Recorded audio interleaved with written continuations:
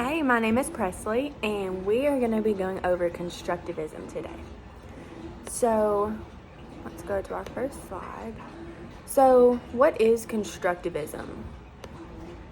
Constructivism basically is when students create their own understanding of knowledge through experiencing things and reflecting on those experiences.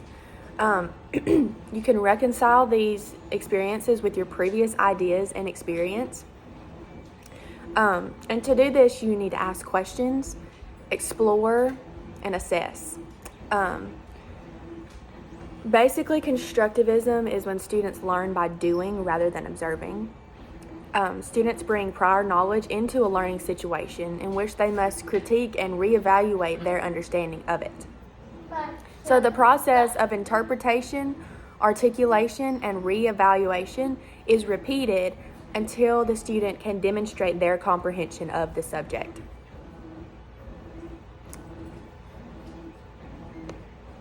Now we're going to go on to the foundational theorists of constructivism.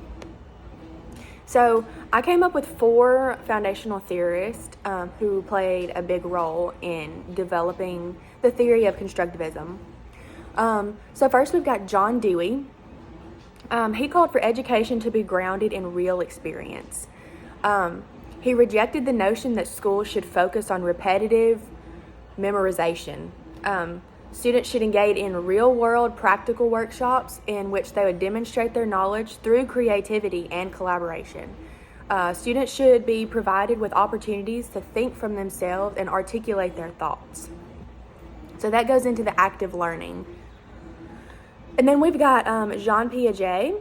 Piaget rejected the idea that learning was the passive assimilation of given knowledge.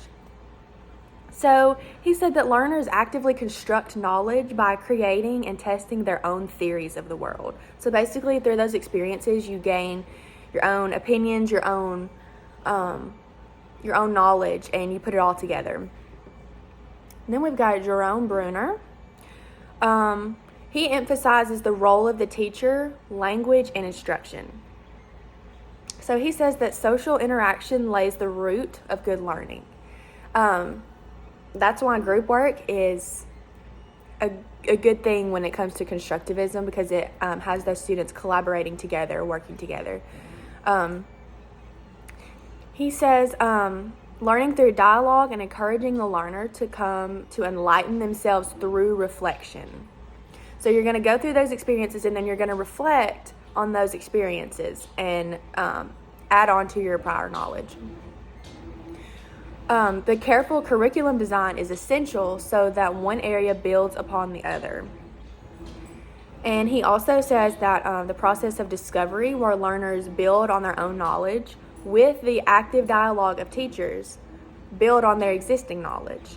So that goes back to where collaboration with students is important. And the teacher's role during constructivism is more of a facilitator instead of just a lecturer. So that teacher's going to give that active dialogue while students are processing their own knowledge and building upon that. And then we have Lev Vygotsky. He actually developed social constructivism. So the research of Dewey and Vygotsky blended with Piaget's work, and this brought on the broad approach of constructivism. Hey, Mama, can you get me some chocolate milk? Okay, so let's go and look at the curriculum with constructivism. So how does it differ? Bruner initiated the curriculum change based on the notion that learning is an active social process in which students construct new ideas or concepts based on their current knowledge. Instruction must make the student willing and able to learn. Instruction must be structured so that it can be easily grasped by the student. Instruction should be designed to fill the gaps. That means going beyond the information given, kind of like reading between the lines. So the way that it differs is, in a traditional classroom, curriculum would begin with parts of a whole, and you would emphasize the basic skills. In a constructivist classroom, the curriculum emphasizes the big concepts, beginning with the whole, and then expanding to include parts. So basically, you get the whole thing at once, and then you break it down into a better understanding. Now we're going to look at the students. How are the students viewed differently? So the student is the person who creates new understanding for himself or herself with constructivism. You experiment, you ask questions, try things that don't work. It requires the student's full participation. That's one of the major expectations with constructivism. Like I said before, the students have to be very involved in this. They set their own goals, and they actually become expert learners, is what we really call them in constructivism, because they're the ones building upon their own knowledge to learn. So with constructivism, the students basically learn how to learn. Then we're going to go on to how do the students work? How do students work with constructivism? So the constructivist classroom relies heavily on collaboration among students, as I've already said. This is a huge thing with constructivism. So students can learn about learning not only from themselves, but also from their peers. That's why collaboration is essential during this process. When students review and reflect on their learning processes together, they can pick up strategies and methods from one another. In the traditional classroom, they would be mostly working alone. In the constructivist classroom, we want them to be working in groups. And what about the teacher's role? So the teacher's role, I kind of went into that a little bit earlier. The teacher's role looks a little bit different in a constructivist classroom. So the teacher will create the situations to where the students feel safe questioning and reflecting on their own processes. They'll create activities that lead the student to reflect on his or her prior knowledge and experience. So like I said, they just kind of become the facilitator and the guide rather than just the jug filling the mug, as we've talked about in this class previously. So in the traditional classroom, the teacher's role is directive, rooted in authority. And here in the constructivist classroom, the teacher is going to be more interactive, rooted in negotiation. Now we're going to look at assessment. How does the assessment differ in a constructivist classroom? So in a traditional classroom, assessment is going to be through testing. We're going to be just looking for correct answers, basically. In a constructivist classroom, assessment includes the students' works, observations, points of view, as well as tests. The process is just as important as the product in a constructivist classroom. Let's see. So the PAR model is what we're going to look at. What is the PAR model?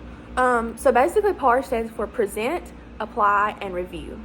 So present, you're going to present methods to present new material to the students or to encourage them to think about themselves. Facts, theories, concepts, stories, other content. You're going to apply methods requiring students to apply the new material presented to them. Ensure that students conceptualize the new material so they can understand it, recall it, and reuse it. And review. These methods are going to encourage the student to recall former learning, to clarify and focus on key points, to ensure understanding, to recall, and to practice. Now we're going to go into our scenario.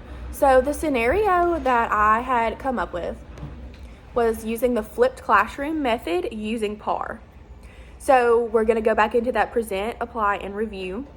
So present, we're going to present students with a video introducing the term precipitation and its types: rain, snow, sleet, and hail. We're going to apply that by given different weather scenarios. Students will work in groups to determine what type of precipitation might result from each scenario.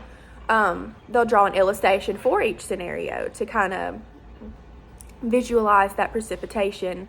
So they'll be given different scenarios for that. And for review, as a class, we'll take a look at the weather forecast for the week. Students can determine if any type of precipitation is possible this week, and if so, what kind of precipitation. We're going to base that off of looking at the temperature, things like that, the whole weather forecast. So time of year, things like that. And that is the flipped classroom method using the PAR method. And here at the end is a list of my works cited to credit anyone who helped me out through this project. So yeah, I look forward to using the constructivist method in my classroom. I think it's going to be very beneficial for my students and myself.